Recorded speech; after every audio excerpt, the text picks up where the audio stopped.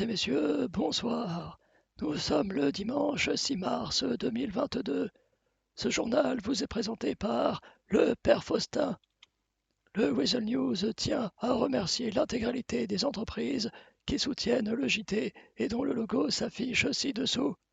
Tout de suite, un bref résumé des événements de la semaine. Au sommaire de cette semaine, du nouveau chez les procureurs avec l'ouverture dimanche d'un bureau et la nomination du nouveau procureur général. Les résultats des élections municipales qui se sont tenues mardi. Le BCES ouvre ses portes prochainement. Braquage de banque mercredi en 71-75, le soir même où des papy-flingueurs ont semé la zizanie en ville. Coup de taser et labyrinthe au programme du premier Battle Courts organisé par la Fondation Collins. Le forum des associations et auto-entreprises a enfin eu lieu vendredi. Pollution inquiétante en 1106. Et enfin, sortie du Blaine County Off-Road samedi soir.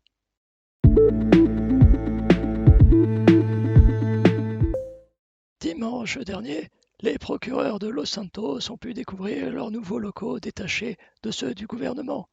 Ils sont désormais situés en 72-86, non loin du Diamond Casino. Le nouveau procureur général, M. Bishop, et son équipe ont désormais tout ce qu'il faut pour assurer un service optimal.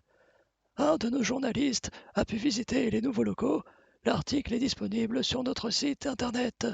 Une interview du nouveau procureur général est prévue prochainement. Après une semaine de campagne électorale, les résultats des élections municipales ont été communiqués ce mardi soir sur le parvis du LSAS. Si le Sud ne présentait pas de surprise avec l'élection du seul candidat, mais pas non moins méritant, Lohan Neo, le Nord voyait s'affronter trois candidats. C'est Madame Ashwin Higuera qui a remporté la majorité des suffrages et devient donc maire de Blaine County. Nous leur souhaitons à tous deux une bonne prise de fonction, ainsi qu'à leurs équipes respectives. Une interview sera prochainement disponible sur le site du Weasel News.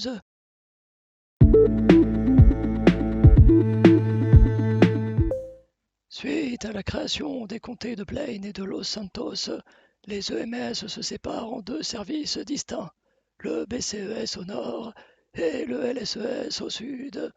Si aucun gros changement n'est à noter du côté de Los Santos, le comté de Blaine, quant à lui, a dû trouver des locaux pour son service de santé et un appel à candidature a été lancé le 1er mars pour le poste de directeur. 4 dossiers ont été déposés, mais seulement 3 ont été retenus. L'équipe municipale de Madame Higuera s'est réunie ce samedi 5 mars 2022 à 22 heures afin de recevoir les 3 candidats. Après délibération, c'est M. Marty Jensen qui a été nommé à la tête de Blaine County Emergency Service. Les locaux du BCES devraient ouvrir leurs portes rapidement. Une interview sera prochainement disponible sur notre site internet. Ce mercredi 2 mars 2022, plusieurs individus armés ont braqué la banque située en 71-75. Les braqueurs étaient au nombre de 5. Ils étaient armés de 9 mm, usines, fusils à canoncier et équipés de gilets pare-balles. Des complices avaient auparavant pris en otage 3 employés travaillant respectivement pour le Black Cat, la brasserie et le Weasel News. Grâce à l'intervention conjointe du LSPD, des Park Rangers ainsi que de l'unité Gips du BCSO, les 3 otages ont été libérés et sont ressortis sains et saufs de la banque. Retrouvez davantage d'informations dans l'article dédié sur notre site internet.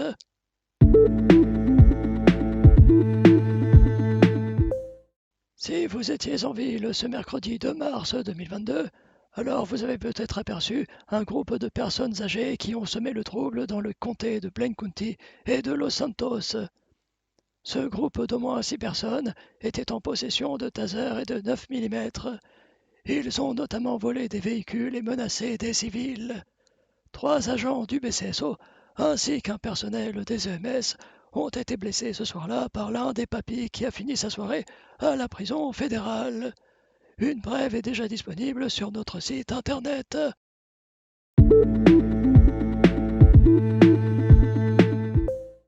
Ce jeudi 3 mars 2022 s'est tenue la première édition de Battle Courts, un événement organisé par la Fondation Collins, mettant en compétition 8 équipes de 3 participants qui s'affrontent taser en main au sein du labyrinthe de Courts.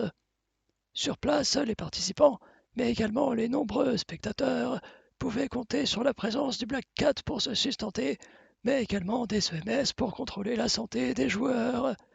Le podium final voit donc l'équipe de Lamano remporter cette première édition, suivie de celle des éboueurs, et pour terminer sur la troisième marche, l'équipe Team Rocket.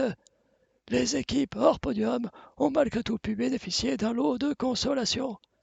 Au vu du succès et des critiques positives de cet événement, une seconde édition est déjà annoncée dans les mois à venir avec cette fois-ci un plus grand nombre d'équipes de prévues. Le forum des associations a eu lieu ce vendredi 4 mars à 21h sur l'hippodrome de Los Santos. Il a réuni pas moins de 10 associations et auto-entreprises représentant des activités diverses et variées. Balades à moto, en VTT, en véhicule off-road ou encore en jet ski, rencontres amoureuses et ou amicales, créations graphiques et vidéos, entraide aux nouveaux arrivants et organisation d'événements à but caritatif, sorties, chasse et pêche ou création musicale. Les visiteurs étaient au rendez-vous et la soirée s'est terminée par un concert improvisé de Kenny le K. Bennett et Nico Zillman. Une vidéo dédiée exclusivement à cet événement sera prochainement disponible sur notre site internet.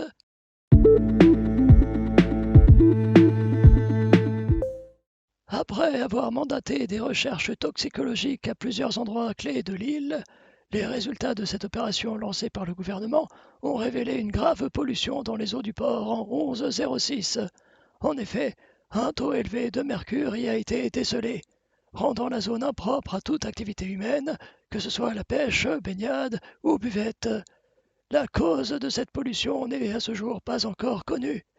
La zone a été bouclée ce vendredi jusqu'à 22h environ, afin de laisser aux équipes de Human Labs le temps d'assainir les lieux. Nous nous sommes rendus sur place pour assister à cette opération et avons recueilli les propos du patron de Human Labs, Monsieur James Hunter. Ce soir, Human Labs a mené de multiples opérations à travers l'État de San Andreas, à commencer par un convoi exceptionnel de 1,2 tonne de matières dangereuses sécurisées par le LSPD, BCSO, Park Ranger et les EMS. Tout ça a été possible grâce à la collaboration entre les différents services publics, les différentes mairies et le gouvernement. Avec Human Labs, on a pu mettre en place cette sécurisation pour cette matière dangereuse qui a été transportée. Ces matières ont pu être traitées à Human Labs directement, ce qui nous a permis de créer des produits qui nous ont permis de pouvoir assainir cette zone où nous nous trouvons, qui était polluée par du mercure en surquantité. Donc on a d'abord procédé à un épandage en hélicoptère sur toute la zone, et on a ensuite procédé à la récupération des déchets en bateau, pour ensuite pouvoir les récupérer dans un camion et aller les détruire, pour tout ce qui était toxique pour la santé dans cette région. Maintenant, normalement, tout a été éliminé et assaini.